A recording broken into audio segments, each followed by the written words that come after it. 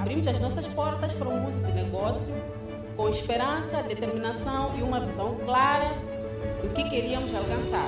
Foi exatamente no dia 15 de março que estávamos a abrir as nossas portas e foi no momento em que a Covid está por trás. Em um piscar de olhos, tudo que havia sido planejado parecia impossível de realizar. Restrições de movimento de atividades comerciais foram impostas, desafiando nossa capacidade de adaptação e resiliência. No entanto, em meio à adversidade, encontramos oportunidades. Rapidamente nos reinventamos, buscamos formas criativas de continuar o nosso trabalho e contribuir positivamente para a sociedade. Hoje olhamos para trás com gratidão por todas as parcerias que nos ajudaram a superar os desafios e a crescer. Agradecemos sinceramente as lideranças, os profissionais com os quais tivemos o privilégio de colaborar ao longo de todos esses anos.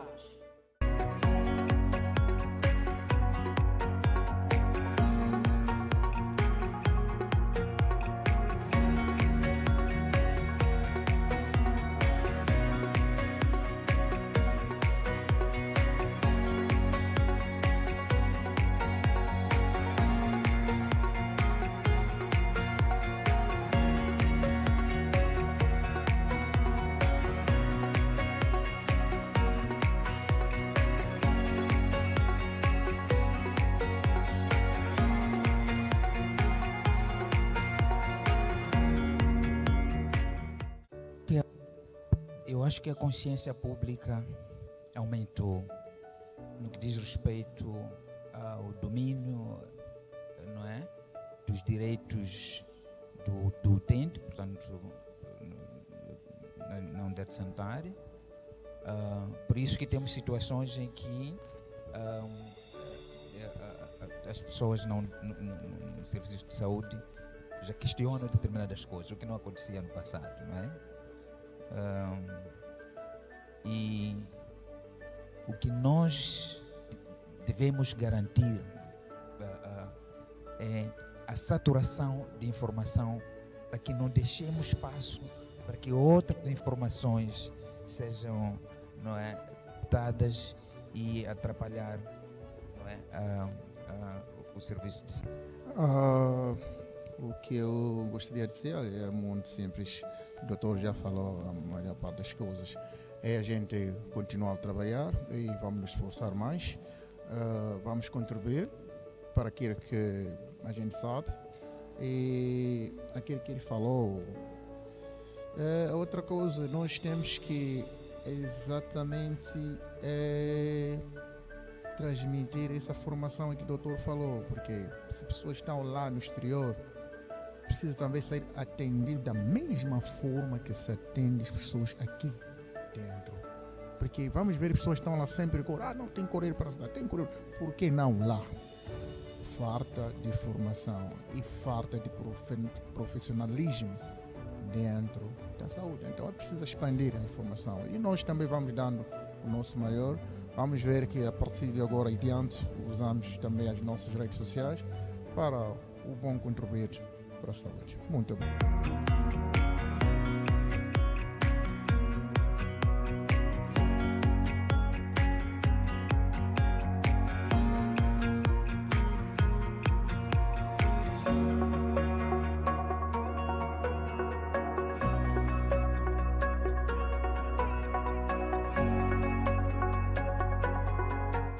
Excelentíssima senhora diretora executiva do Grupo Ariel,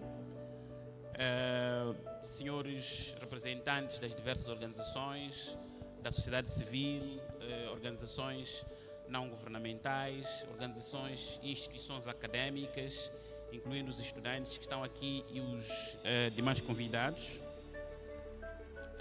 Minhas senhoras, meus senhores, com todo o protocolo observado, em nome de Sua Excelência, o professor Dr. Armindo Daniel Tiago, o Ministro da Saúde do nosso país, quero saudar a todos os participantes a este evento referente ao lançamento do programa Foco na Saúde, portanto, da Ariel Group, evento que também, por coincidência, assinala os 4 anos desta instituição. Portanto, é um marco muito importante, não só para o grupo, como também para nós que somos os parceiros interessados pelo trabalho que estão a fazer. O programa que este ano acompanhamos enquadra-se nas ações de promoção de saúde, afigurando-se de extrema importância para o país e em especial para o setor de saúde. Trata-se de conteúdos de comunicação e educação para a saúde, ou seja, é um exercício que promove a saúde. Na verdade, estes programas todos que fazem via Facebook, via YouTube, etc., convidando os diversos colegas da área de saúde, visa, portanto, a execução de uma das funções do Ministério da Saúde. O Ministério da Saúde não só tem a função de curar doentes ou reabilitar aqueles que têm complicações, mas também tem a função primária de promover a saúde. Então, o Grupo Ariel tem este papel com as suas intervenções, com as suas atividades no processo de promoção de saúde. Então, isso é só para vos encorajar e dizer que estão num bom caminho e nós, como Ministério da Saúde, iremos claramente colaborar para o crescimento deste grupo e alcançar os intentos que são do vosso desejo. Com estas palavras, gostaria, em nome do Ministério da Saúde, declarar, portanto, lançado o programa de Foco para a Saúde. E muito obrigado pela atenção dispensada.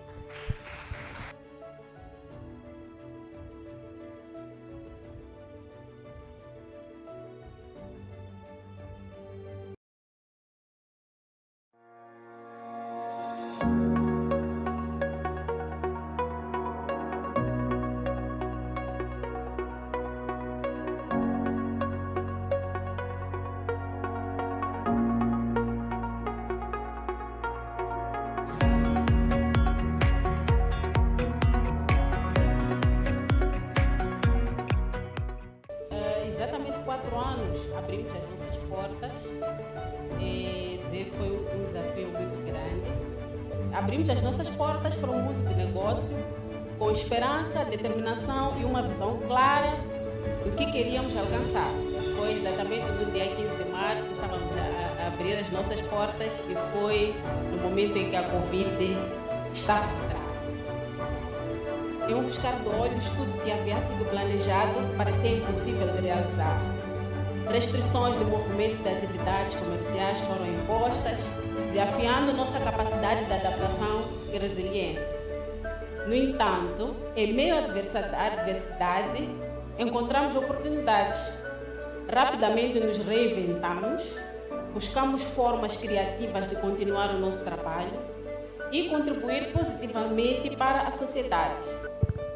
Hoje olhamos para trás com gratidão por todas as parcerias que nos ajudaram a superar os desafios e a crescer.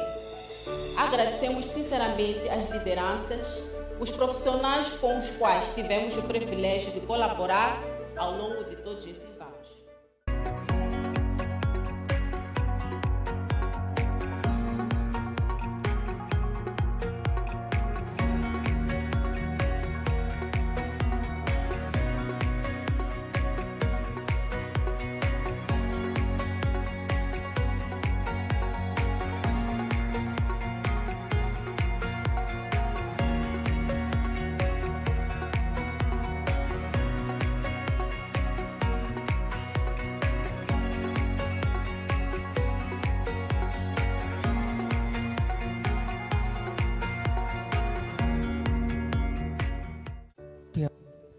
Eu acho que a consciência pública aumentou no que diz respeito ao domínio, não é, dos direitos do utente, portanto, na unidade sanitária. Por isso que temos situações em que as pessoas no serviço de saúde já questionam determinadas coisas, o que não acontecia no passado, não é? E o que nós devemos garantir é a saturação de informação para que não deixemos espaço para que outras informações sejam, não é, captadas e atrapalhar, não é, o serviço de saúde? O que eu gostaria de dizer é muito simples. O doutor já falou a maior parte das coisas. É a gente continuar a trabalhar e vamos nos esforçar mais. Vamos contribuir para aquilo que a gente sabe. E aquilo que ele falou, outra coisa, nós temos que exatamente transmitir essa formação que o doutor falou, porque se pessoas estão lá no exterior, precisa também ser atendido da mesma forma que se atende as pessoas aqui dentro. Porque vamos ver, as pessoas estão lá sempre não tem que correr para a cidade, tem que correr. Por que não lá? Falta de formação e falta de profissionalismo dentro da saúde. Então é preciso expandir a informação. E nós também vamos dando o nosso maior. Vamos ver que a partir de agora e diante usamos também as nossas redes sociais para o bom contribuir para a saúde. Muito bom.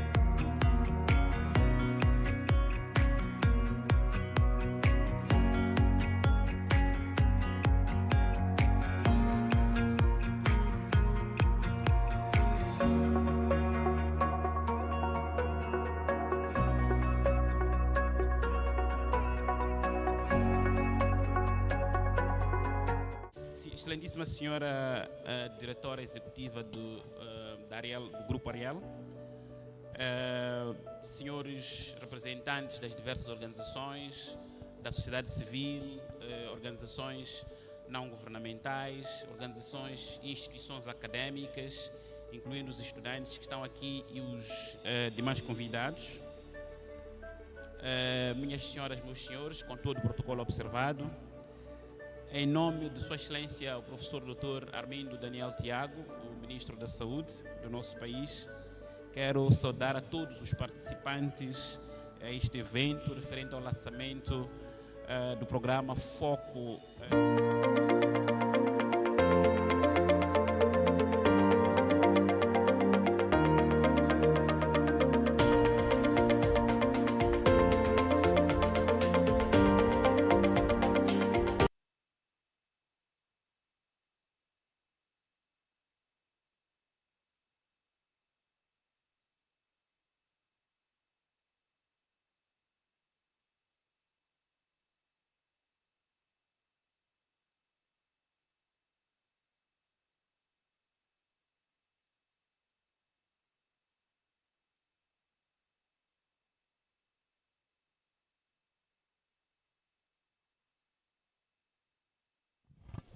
Saudações, caros internautas, sejam bem-vindos a mais um programa Foco na Saúde, seu programa baseado em evidências. Estamos hoje, sexta-feira, transmitindo a partir da cidade de Maputo para o país e para o mundo, mais uma edição do seu programa baseado em evidências e que vamos hoje discutir mais um tema de interesse social, um tema que com certeza vai ser do seu interesse, pois vai ficar a saber melhor sobre aquilo que é, portanto, a higiene do sono, vai ficar sabendo daquilo que é a qualidade do sono, assim também como a sua importância. E para tal, trazemos hoje um convidado, ele que é, portanto, profissional da saúde e vai deixar ficar aqui o seu parecer relacionado com o tema. Queremos agradecer aos nossos parceiros fiéis que nos têm acompanhado nesta maratona do Foco na Saúde, seu programa baseado em evidências. Falamos da Faculdade de Medicina da UEM, falamos também do Ministério da Saúde, o Serviço de Saúde da cidade de Maputo, a BM Consultorias de Serviços, falamos do Conselho Municipal da cidade de Maputo,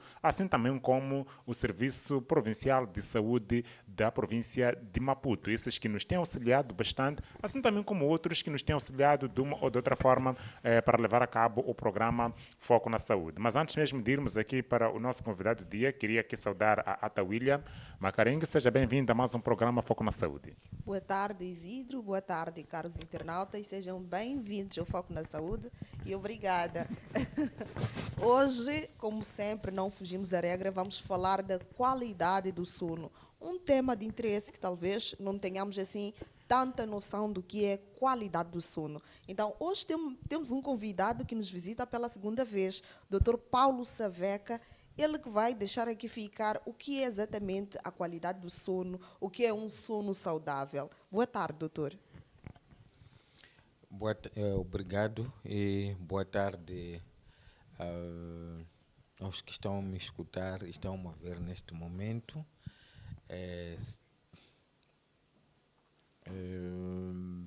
Prontos. Meu nome é Paulo Saveca, conforme disseram. Trabalho na Direção Provincial de Saúde, na área de saúde mental, sou psicólogo clínico. Então, se bem entenderam, o tema de hoje é qualidade de sono. É basicamente isso, acho que vamos conversar sobre esse aspecto nos próximos minutos. Espero dar o meu contributo. Exato. Muito obrigado, Dr. Paulo Saveca, conforme dizia a Tawília, que nos visita aqui pela segunda vez no nosso programa. Em jeito mesmo de fazermos aqui uma breve introdução, doutor, poderíamos contextualizar sobre o próprio sono e por que o sono ocorre na vida de uma pessoa? Boa pergunta. Não faria sentido falar da qualidade de sono sem dizer o que é sono. Exato. Sono, numa linguagem muito simples, é um processo que todo o animal experimenta, que consiste em passar da vigília para o sono, portanto, para o estado não vigília, para o descanso nesse contexto. Então, cada animal tem o seu tempo que poderá levar para dormir, assim como o homem também tem o seu tempo. Para dizer que, numa linguagem muito simples, é mesmo passar quando falamos de vigília, estamos a falar de uma pessoa que deixa de estar acordado, mas que não tenha perdido a vida. Então, todos os órgãos vitais deles funcionam e tem uma atividade cerebral muito forte nessa altura, muito ativa. No entanto, todos os movimentos que ele faz normalmente estão num estado de repouso, num estado de relaxamento. O que está em funcionamento são os órgãos vitais. Exato. É isto que nós podemos falar de sono. Certo, doutor. E o sono chega a ter alguma influência no desempenho pessoal do indivíduo nas suas atividades diárias? Naturalmente, a qualidade de sono tem um impacto bastante importante para o indivíduo no seu dia a dia. Isto porque não é por acaso que nós dormimos. É uma necessidade biológica. Nós dizemos que o sono é um processo biológico. É uma necessidade biológica que o nosso organismo precisa. Porque existem vários fatores que determinam prevista no organismo humano ou no organismo animal, que exigem com que a pessoa tenha que dormir. Uma das razões é a reconstrução da energia. Exato. É o controle das emoções, como que pronto, a questão é como que eu chamaria isto, é no momento em que os aspectos trabalhados, é a consolidação das memórias vividas. É durante o sono que nós consolidamos as memórias vividas no nosso dia a dia. Exato. Então, nós no nosso dia a dia trabalhamos, vivenciamos muitos aspectos, idealizamos vários aspectos. E por vezes não chegamos a uma conclusão final. Mas durante a noite, quando deixamos a dormir, aquela ideia que não foi bem amadurecida no dia anterior é bem amadurecida. Nós nem nos apercebemos disto. No dia seguinte, quando acordamos, já temos energia recuperada, não é? E aquilo que não tínhamos uma ideia bem clara do que iremos fazer, já está amadurecido e por aí. Então, não é por acaso que nós dormimos, é preciso isto, é preciso recarregar as energias, faz parte do descanso, os órgãos têm que estar a funcionar. E naquele momento o cérebro está a processar tudo o que nós fizemos, se organizar para poder voltar a buscar novas memórias. Exato. E, doutor, olhando para aquilo que é o nosso tema central do dia, quando é que nós diríamos que uma pessoa tem um sono de qualidade? Boa pergunta. Na verdade, fizemos uma breve intervenção, dissemos que é sono, o que é sono, não é? E também iríamos dizer que existem fatores, não é? Para podermos falar de qualidade de sono, existem fatores que rodeiam o sono em si. Estamos a falar de fatores fisiológicos, não é? Biológicos, quando falamos dos fatores fisiológico e biológico, é quase a mesma coisa, fatores psicológicos, não é? Entre outros fatores que determinam para com que a pessoa tenha qualidade de sono, que é o nosso tema. Exato. Isto implica que quando nós temos qualidade de sono, significa que aqueles fatores negativos estão todos ausentes, que podem existir que possam interferir para uma boa qualidade de sono. Por um lado, quando temos qualidade de sono, quando estamos perante uma pessoa que vai dormir tranquilamente, vai dormir bem e vai acordar bem. É quando nós estamos a dizer que temos qualidade de sono. Então, quando estamos a falar de qualidade de sono, estamos a falar de higiene de sono. Temos que perguntar o que é necessário, o que tem que acontecer para nós dormirmos. Não vamos pegar aqui aspectos muito mais científicos, não é? O que ocorre ao nível do cérebro. Existe atividade cerebral, é melhor dizer assim, existe uma atividade cerebral que tem que existir para que o sono aconteça. O sono funciona tipo uma lâmpada. Quando falamos de vigília, significa que o nosso cérebro trabalhou para nós estarmos ativos, a ver. Estão a perceber? Então, quando chega a uma certa altura, esta lâmpada tem que desligar. Então, aí tem que existir vários fatores. Eu resumi fatores fisiológicos e fatores psicológicos. Então, a pessoa tem que estar bem de saúde. A pessoa tem que não estar a sofrer por nenhuma enfermidade, seja ela física, seja ela mental. Tem que estar livre de qualquer substância psicoativa, uma substância que seja estimulante do sistema nervoso central. Exato. Tem que estar num ambiente, não é, que favorece para o efeito.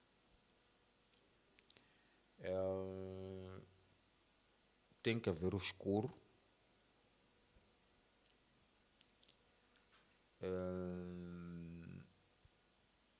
Não pode ter qualquer stress. Este indivíduo vai apanhar sono.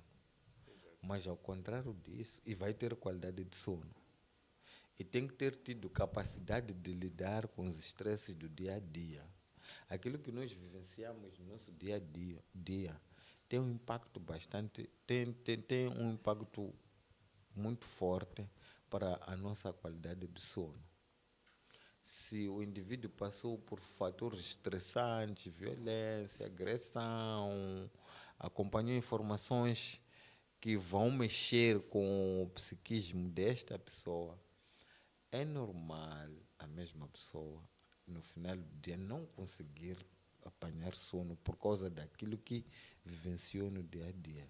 Então, há que trabalhar os aspectos, saber lidar, não é, com os problemas do dia a dia, para poder ter um sono tranquilo. Às vezes, não conseguimos isto, não é? E passamos a noite clara. Assim que termos conseguido digerir os problemas do dia a dia, o sono depois aparece. vão perceber que por algum momento alguém pode dizer, eu não dormi por causa daquilo que nós vimos ontem. Por isso, hoje estou cheio de sono, não é? Não é porque aquele problema desapareceu. Aquele problema ainda existe, mas este indivíduo teve capacidades para lidar com aquele problema. Então, apesar do problema existir, ele já consegue buscar o sono, porque os problemas fazem parte de nós. Sim. E doutor, quais podem ser apontadas como as principais distrações que comprometem a qualidade do sono? Eu fiz uma pausa para não estar a falar sozinho, mas podemos fazer mesmo. O nosso contexto, estamos a falar de quê? Higiene de sono. O que é higiene de sono? Higiene de sono são todos os cuidados que nós temos que ter quando é para descansar. Vou fazer aqui menção de alguns aspectos mais comuns que muitas das vezes experimentamos quase todos nós. Primeiro, durante o dia, não tenha problema de olhar para o sol, claro, não de forma que te prejudique, estão a perceber, na sua visão. Trabalhe, porque para haver sono também tem que haver cansaço. Trabalhe, não tenha uma vida sedentária. Vamos supor, todo dia você passou sentado, sonegar aqui, sentado, sonegar acolá. Automaticamente a noite não vai apanhar sono. Então tem que trabalhar, tem que produzir para poder ficar cansado e poder apanhar o sono, por um lado. Por outro lado, tem que afastar todos os agentes estimulantes, não é? Que possam perturbar o seu sono. Estou a falar de desligar a lâmpada ou apagar a vela, se for o caso. Evitar o barulho, estar bem consigo mesmo e com as outras pessoas. Ter hábito de dormir à mesma hora e despertar à mesma hora. Isto faz parte da higiene de sono e é por isso que podem existir muitos elementos que dizem elementos de sono. Eu vou trazer aqui alguns que são fáceis até de debater. Por que isto? Porque isto, por exemplo, eu vi a colega aí, quando falei da questão de ter hábito de dormir na mesma hora e dormir e acordar na mesma hora, começou a perceber que isto não contava que isso fosse importante. É importante. O nosso organismo tem que estar preparado, saber que vou dormir na hora X e de acordar na hora X. Porque se nós dizemos que o sono é um processo, significa que ele já sabe, o cérebro vai processando. Neste momento, eu não posso me cansar. Devo me movimentar, devo produzir ideias por aí em diante. Para poder ter um sono, quando chegar aquela hora, vamos supor, é 19 horas, quando chegar 19 horas, este senhor vai parar de me fazer trabalhar. E vou me desligar para ele repousar. Vou começar a trabalhar as informações vividas no dia a dia. E quando forem X horas, é de acordar. Eu penso que no nosso dia a dia temos percebido, se tu tens um ritmo da hora de dormir e é hora de acordar. Vai perceber que não vais precisar de colocar alarme. Quando chega aquela hora, vai acordar com olha para o telefone, para o telefone ou para o relógio. Não, são 5 horas, eu acordo 5 horas todos os dias. Taxativamente às 5 horas acordou. Então, na higiene de sono é importante respeitar isso. Para além dos outros aspectos que eu falei, assim como eu falei de estar bem consigo e com os outros. Muitas das vezes, culturalmente, nós dizemos que problemas, por exemplo, problemas do casal resolvem-se no quarto, não é? Mas atenção, quando nós falamos do ambiente, aquele ambiente tem que estar psicologicamente bem. Estão a perceber? O quarto, a cama, não é o local ideal para resolver problemas. Os problemas são resolvidos fora do quarto. Não estou a dizer que não podemos ter, é bom ter problemas. Eu já disse que é bom termos problemas para resgatar os nossos esforços internos, saber lidar com esses problemas.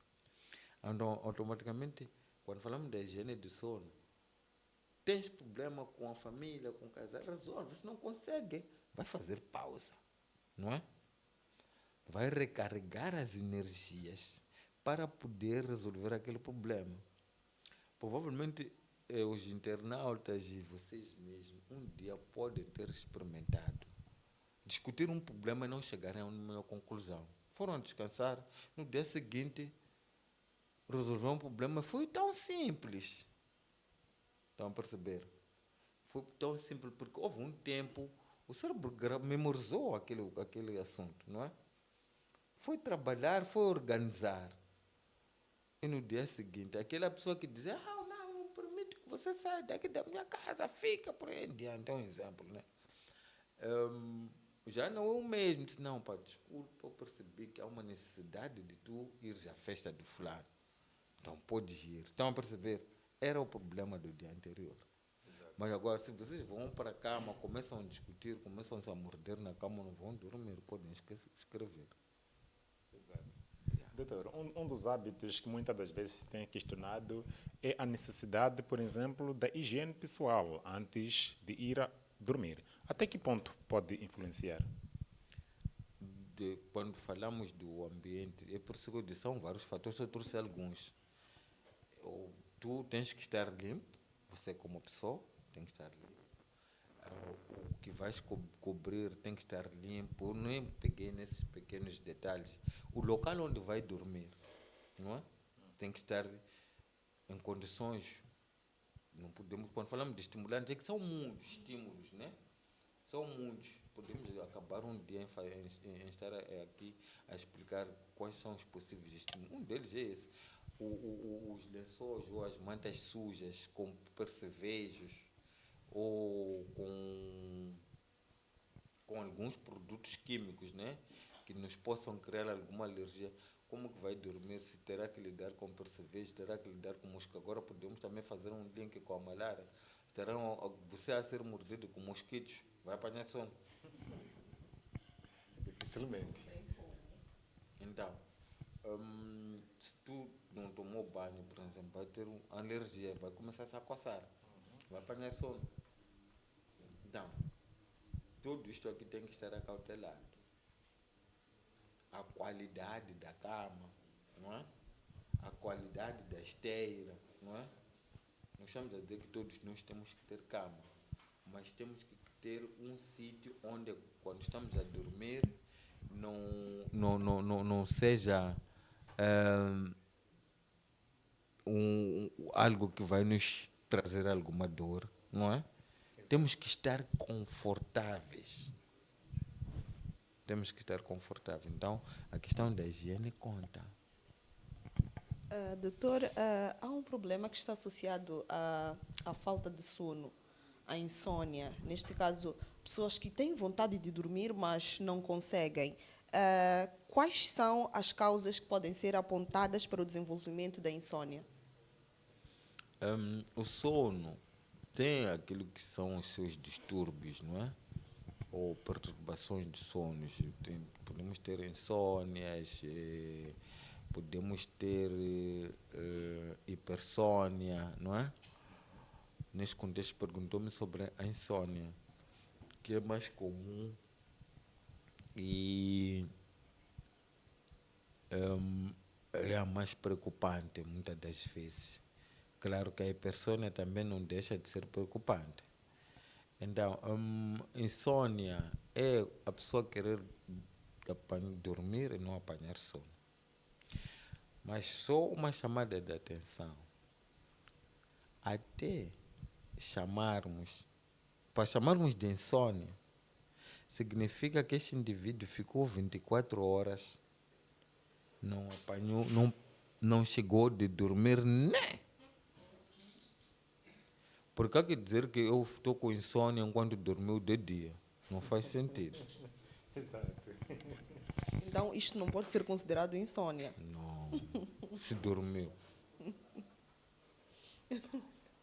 Nós podemos agrupar aquilo que é o nosso dia a dia em 72 horas. É isso mesmo. O dia é um espaço de 24 horas, não é isso? Exato. De 8 em 8 horas, né? 8 horas para um adulto. 8 horas para trabalho, 8 horas para diversão, 8 horas para dormir. É normal. Agora, se você for andando roubando as 8 horas de tempo, é normal tu perder sono à noite. Não é insônia. Significa que aqui implica que houve falta da higiene de sono. Houve falta da higiene de sono. Eu não trouxe isso. Mais uma vez, são muitos aspectos que nós podemos trazer aqui. Um indivíduo que falei de vida sedentária, que dorme de dia. Quando nós estamos a falar de higiene de sono, uma das chamadas de atenção é melhor evitar dormir de dia. Quer dizer que se ficarmos com sono durante o dia, temos que lutar contra o sono. Alguma coisa está por detrás disso, muitas das vezes, que eu não posso saber o que Porque pode tem ter aquelas pessoas acontecido. que têm o hábito de, durante o dia, tirar uma hora para descansar. Sim, mas quando tu estás a falar de... Eu estou a dizer que para você dormir tem que ficar cansado. E tens que produzir 8 horas. Não é? Exato. Por exemplo, colegas, estamos aqui a trabalhar. Não é? E depois, enquanto estamos aqui a trabalhar, outra pessoa está a dormir, vocês vão... Não funciona. É desconfortável. É desconfortável. Então, 8 horas de trabalho, até porque a experiência da vida que mostra que nós até roubamos o tempo de diversão para trabalhar. Não é? Exato. Então, se fôssemos regrados, não é? Devemos trabalhar 8 horas e 8 horas de brincadeira, de lazer, fazer outras coisas que não têm nada a ver com trabalho. Mas nós temos turbos na vida, né? Vai trabalhar, depois dá aulas ali, dá aulas acolá, dá aulas, não sei o que. E depois vai à cama. Quando vai à cama, só vai se atirar. E essa pessoa, às vezes, nem chega de dormir de dia.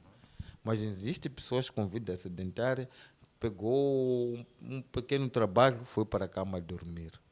Este indivíduo vai ter insônia, que não é patológico, doença como tal, que pode requerer um tratamento medicamentoso, não. Precisa, sim, de melhorar alguns hábitos. Exato. Doutor, estamos mesmo a caminhar para o final da nossa conversa, mas ia tocando aqui, portanto, alguns casos de distúrbios de sono que precisam de tratamento. Até que ponto o indivíduo deve se preocupar para buscar ajuda médica e o que é que o pessoal de saúde pode fazer para ajudar as pessoas que têm distúrbios de sono? Quais são os principais pilares? Quando estamos perante a questão da insônia, é melhor, na verdade, aproximar ao médico, explicar. Vai fazer o diagnóstico, vai perceber se isto é uma insônia que requer tratamento ou é uma insônia que requer, se for tratamento, vai ser mesmo psicológico, uma educação, no sentido da pessoa evitar fazer aquilo que não se pode fazer. Depois voltar, fazermos a avaliação, vamos perceber que não, agora durmo tranquilamente sem tomar nada. No entanto, há situações em que há uma necessidade de tomarmos alguma medicação, mas isto tem que ser por recomendação médica. Existem essas circunstâncias em que as pessoas são recomendadas a uma certa medicação. Muito bem, doutor. Estivemos aqui a aprender um bocadinho sobre a qualidade do sono. Infelizmente, chegamos ao final da primeira parte do nosso programa. E, doutor, em jeito de últimas considerações, o que tem a dizer para os internautas? Muito obrigado. Em jeito de últimas considerações, talvez um pequeno resumo ou pedir desculpas. Não é fácil esgotar tudo aquilo que é sono. É verdade. Falar de sono, podemos acabar todo dia, uma semana, a explicar os aspectos relativos a sono. Para dizer que nós temos que ver o sono como um processo biológico humano necessário, importante para o bem da nossa saúde. Não é saudável não dormirmos. É bom dormirmos para podermos recarregar as nossas energias, melhora a energia, controla as emoções, trabalha as memórias vividas no dia a dia. E isto é bom, porque nos ajuda a tomar certas decisões sábias, porque nós costumamos dizer que é melhor não agir como que chamam, no quente, uma coisa assim, porque por algum momento pode tomar uma decisão errada. É sono que vai ser responsável de reparar os nossos erros do dia a dia. E mesmo para finalizar, vou reforçar a questão da higiene de sono. Tudo aquilo que eu expliquei aqui sobre a necessidade de criar condições para que tenhamos um sono tranquilo, é melhor, na medida do possível, seguir, porque alguns aspectos estão fora do nosso alcance, não é? O controle do ambiente, fora de barulho, fora de problemas sociais, ou nem fora de problemas, saber lidar com os problemas do dia a dia. Isso vai fazer bem. Evitar o consumo de drogas, automedicar-se para controlar o sono, não façam isso. Consumo de drogas, álcools, por aí em diante, isso também prejudica. O fumo tira o sono. Existem drogas que eliminam o sono. Então, não levar os problemas para a cama, não é? E, obrigado. Espero ter sido útil para vocês. Exato. Muito obrigado, Dr. Paulo Saveca. Caros internautas, foi assim então que nós ficamos com esta primeira parte do nosso programa do dia, Foco na Saúde, seu programa baseado em evidências, onde o Dr. Paulo Saveca esteve aqui a deixar ficar algumas recomendações sobre a higiene do sono, a destacar mesmo a questão da automedicação para o controle do sono, assim também como o uso de certas drogas que podem ser usadas por algumas pessoas para controlar o sono, que simplesmente seja de acordo com a recomendação médica, de acordo com o que o Dr. Paulo Saveca esteve aqui a deixar ficar. Vamos agora observar um brevíssimo intervalo, assim que voltamos dentro em breve com o segundo tema do dia de hoje. Fique ligado desse lado e até já.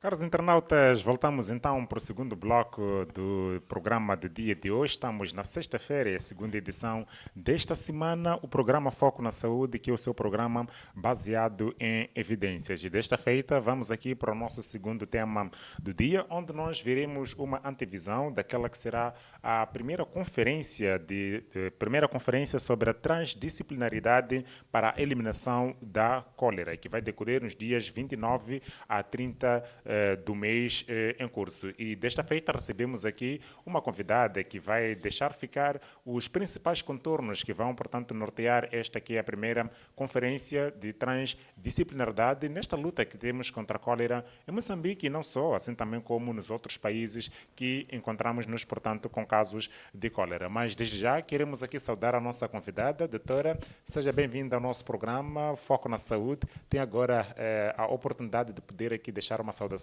aos nossos internautas, assim também como apresentar-se a eles. Boa tarde.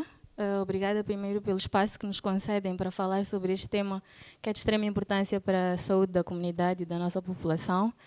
Meu nome é Liliana Dengo e sou investigadora no Instituto Nacional de Saúde, no Departamento de Vigilância. Exato. Atauília, voltamos agora, portanto, para este segundo tema do dia.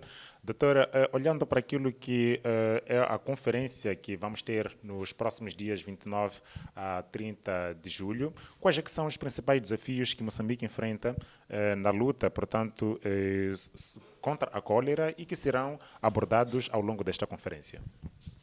Pode-se dizer que um dos principais desafios que o país enfrenta seria sobre como usar as diferentes disciplinas em torno da luta e prevenção e controle da cólera a serviço da comunidade. Como usar estas disciplinas por forma a informar para que estejamos preparados para responder a uma epidemia. Questão de prontidão para responder a uma epidemia. Como usar estes instrumentos, por exemplo, para monitorar por forma a evitar os principais danos da saúde da comunidade. Certo, doutora. Mais uma vez, seja bem-vinda. E qual é o estágio atual da luta contra a cólera em Moçambique e quais são as áreas mais afetadas pela doença? Bem, ao longo do último ano, o país enfrentou um dos maiores surtos de cólera de grande magnitude ao longo da história da doença no nosso país. Tivemos cerca de 16 mil casos notificados, com todas as províncias afetadas. Todas as províncias do país foram afetadas, com grande parte destes casos vindo da província de Nampula, com cerca de 5 mil casos, seguidos da província da Zambésia, Cabo Delgado e também de Tete, com cerca de 2 mil casos cada um. Bem, sabe-se que estas províncias têm cada uma a sua particularidade, e particularidades essas que acabam influenciando para que tenham maior número de casos quando comparadas com outras províncias. Exato. Doutora, Moçambique já se falava, portanto, de um reduzido número de casos de cólera há alguns anos e algumas províncias já não reportavam cólera há bastante tempo. Aquilo que aconteceu recentemente com estes surtos que nós registramos nas províncias, o que é que poderia ter estado por detrás? Seria uma desinformação ou praticamente as pessoas já não se lembravam da cólera, assim, entre aspas? Na verdade, seriam vários fatores. E isto remete-nos, na verdade, também ao tema central desta conferência, que é a transdisciplinaridade. Como dizia no princípio, diversas disciplinas interagem na epidemia e na dinâmica da epidemia da cólera. Nós temos, por exemplo, a questão das mudanças climáticas, que já vimos que influencia em vários fatores da nossa saúde e não só. Com as mudanças climáticas, o país hoje em dia tem época ciclónica, não tem época chuvosa. E se forem reparar, a cada ciclone que nós temos, a cada tempestade, também vem acompanhado de um surto de cólera que vem cada vez com mais e mais dimensão e grande magnitude. Então são várias disciplinas e são estas disciplinas todas que interagem e queremos discutir nesta conferência. Fala de falta de informação. Nós vamos discutir desinformação, questão de violência. Teremos líderes comunitários que vão nos trazer estes temas e vão discutir connosco para percebermos então o que é que está na gênese desta problemática. Temos zonas em que a questão da desinformação é chave e que depois influencia para que haja mais casos. Então é um conjunto de fatores e daí é que vem esta ideia da transdisciplinaridade, no fundo. Doutora, por que uma abordagem transdisciplinar na eliminação da cólera? Porque estamos a falar de uma condição de saúde não é? E então recai sobre a saúde, sobre o sistema de saúde e sobre o setor de saúde a responsabilidade de gerir os danos de saúde da comunidade. Mas diversas disciplinas têm um papel extremamente importante na prevenção e contenção de casos. Sabemos que um dos fatores de risco para a cólera, por exemplo, é a questão da infraestrutura. Estamos a falar, nós vamos discutir, por exemplo, urbanização, porque a dinâmica da cólera numa cidade com urbanização planificada e numa situação de bairros precários é diferente. A dinâmica da cólera na cidade e a dinâmica da cólera na zona rural, em que não há disponibilidade de água, é diferente. E isto não é saúde. Não é? E desinformação e violência, como falávamos antes, também não é saúde. Ano após ano, durante décadas, os agentes de saúde lutam com estas questões. Há um surto de cólera e vão bater a porta à FIPAG, vão bater a porta à Unicef. Mas o que queremos trazer com esta abordagem é mesmo como, de forma sustentável e integrada, podemos nos preparar por forma a evitar maiores danos de saúde. Exato. E olhando, doutora, para aquilo que é transdisciplinaridade, que vai ser o foco desta conferência, que resultados a organização desta conferência espera alcançar após a ocorrência da própria conferência? Com esta conferência, o nosso maior desejo é colocar os resultados que existem até então ao dispor da saúde da comunidade. Queremos usar os resultados e evidências todas que existem para informar medidas e estratégias de prevenção e controle sustentáveis e eficazes. E ainda falando mesmo desta conferência, quais são as principais barreiras enfrentadas pelo nosso país na luta contra a cólera? A principal barreira seria mesmo sobre como nos prepararmos para responder a uma epidemia. Seria o preparo ao nível de engajamento pré e pós-epidemia. Porque quando surge um surto de cólera, nós fazemos muito bem um grupo multissectorial em que os ministérios todos envolvidos e todos os parceiros envolvidos na luta contra a cólera estão em prontidão e prontos para responder e respondem, mas não temos uma estrutura mais tão sólida quanto essa quando estamos em período de rescisão, quando estamos sem cólera, seja antes ou seja depois. Então eu penso que um dos maiores desafios seria o nível de prontidão para a resposta à epidemia. O que é que a gente faz com todas as lições apreendidas após um surto, por forma a nos prepararmos para uma próxima epidemia?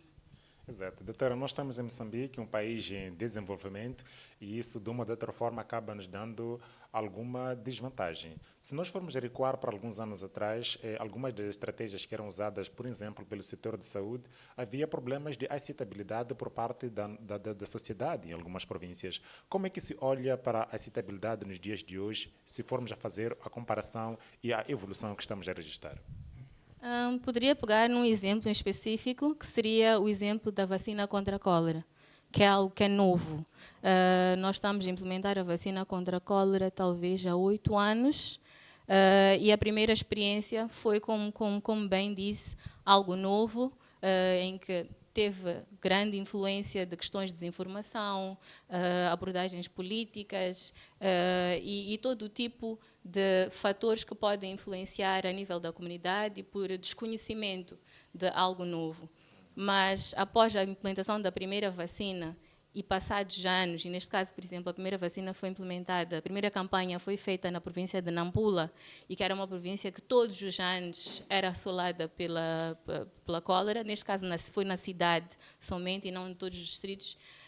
Após verem os resultados, então ficou claro sobre o benefício desta intervenção.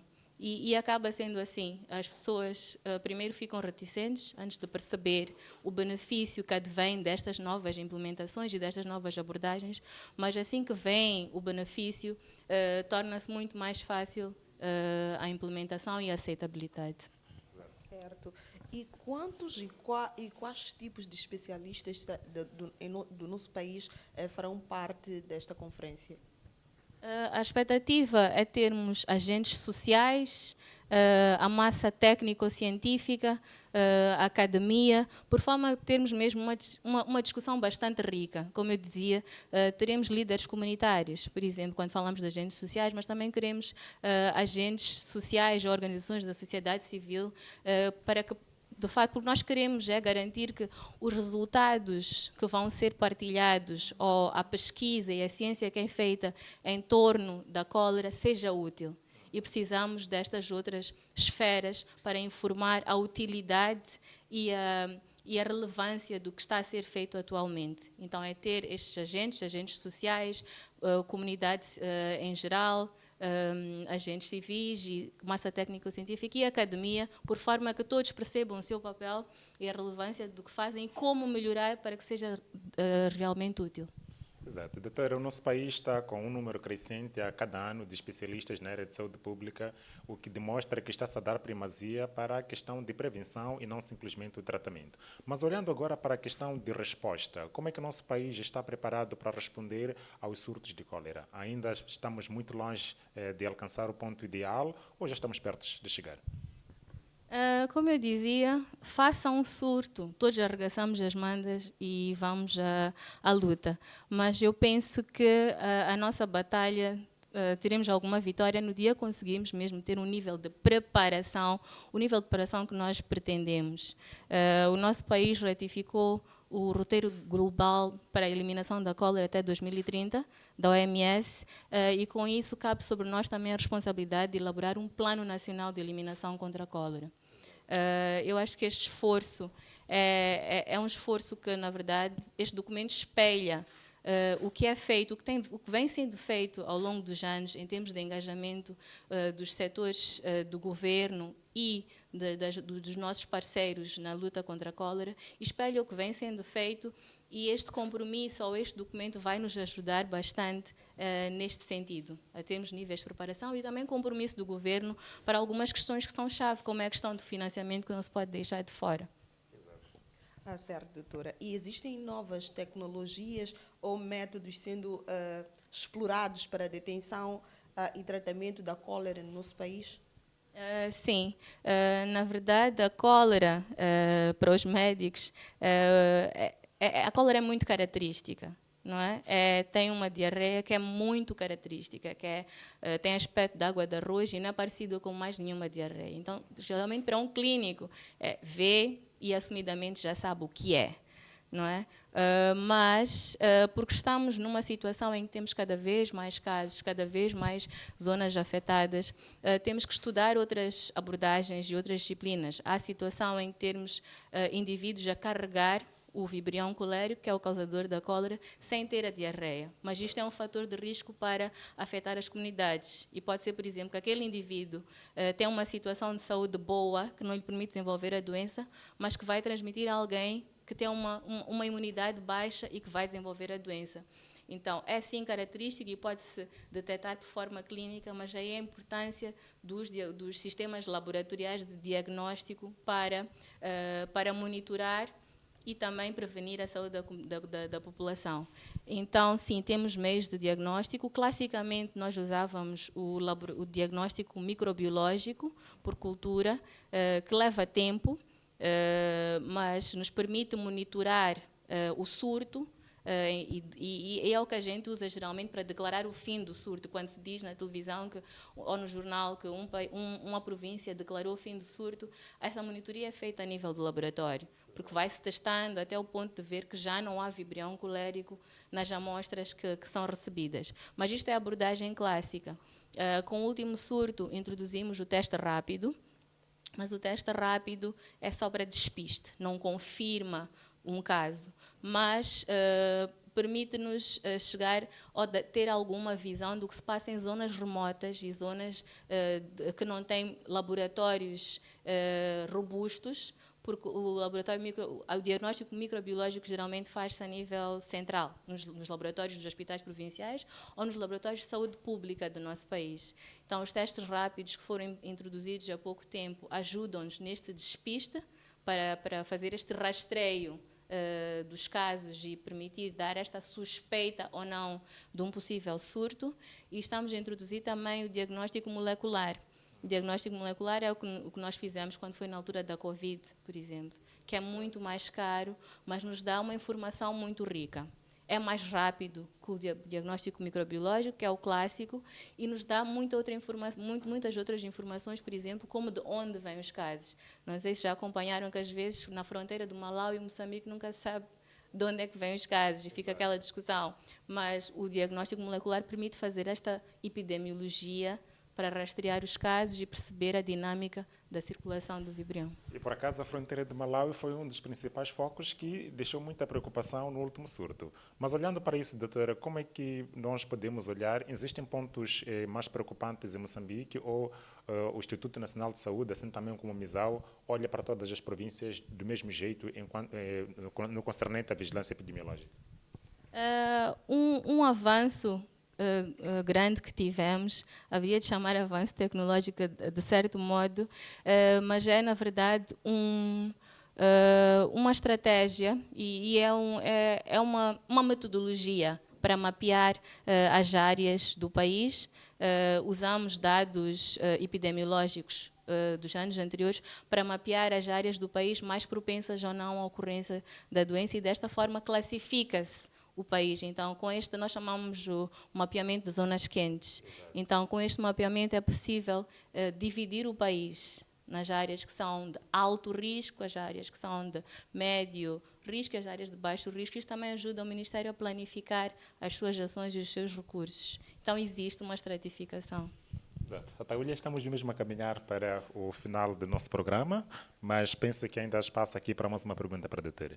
É verdade, Isidro, estamos mesmo já a caminhar para o fim do nosso programa. E, doutora, quais são as expectativas a longo prazo para a eliminação da cólera no nosso país?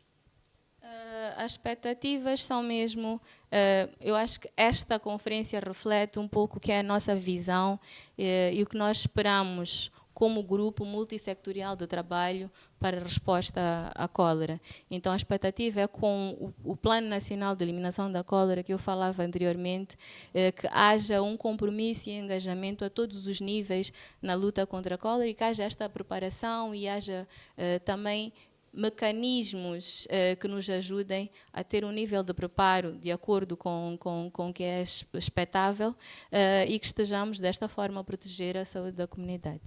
Exato. Caros internautas, recebemos hoje a doutora Liliana Dengo, ela que é, portanto, investigadora no Departamento de Vigilância do Instituto Nacional de Saúde e presidente do secretariado da primeira Conferência de Transdisciplinaridade na Eliminação da Cólera. Ela que deixa ficar aqui os principais contornos que vão, portanto, nortear aquela que será a conferência nos dias 29 e 30 de julho do ano corrente. E para si, caro internauta que está desse lado que nos acompanha, a maior parte faz parte da sociedade civil. Mesmo aqui, para finalizar, doutora, qual é o papel que pode ser atribuído à sociedade civil, que são os nossos internautas que nos acompanham nesta luta contra a cólera? Primeiro, gostaria de reiterar o convite a que participem nesta discussão.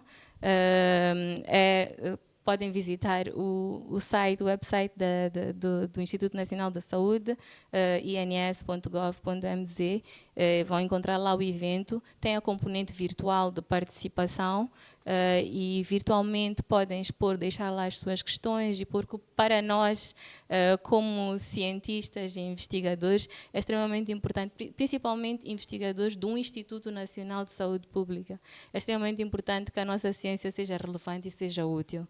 Então, é extremamente importante a voz da sociedade civil em tudo o que a gente faz para nos orientar para fazer uma ciência que seja útil. Em jeito de últimas considerações, doutora, que mensagem gostaria de deixar? Juntem-se a nós neste fórum e em todas as iniciativas do Instituto Nacional de Saúde. Exato. Muito obrigado, doutora Liliana Dengo, ela que é, portanto, do Instituto Nacional de Saúde e que esteve aqui a nos auxiliar a perceber melhor sobre como será a primeira conferência de transdisciplinaridade na eliminação da cólera e que deixou ficar aqui este convite para si, caro internauta, para que possa se juntar. Você pode sim seguir, assim também como ter as orientações na página oficial do Instituto Nacional de Saúde e fazer parte desta conferência, deixando também o seu contributo. Atauília, infelizmente, estamos mesmo acima da hora e chegamos ao final de mais um programa.